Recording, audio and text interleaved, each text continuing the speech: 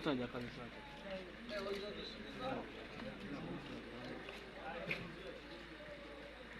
Jonathan nanjye ndaturuka mu modoka.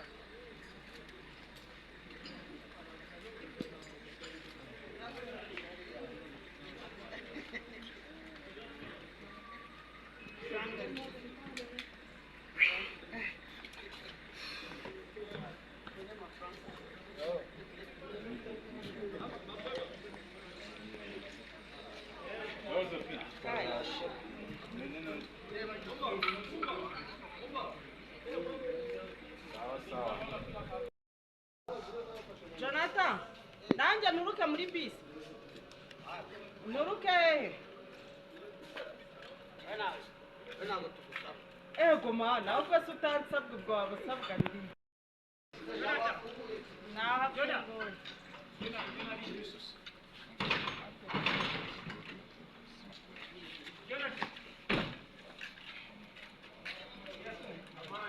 Safe service we.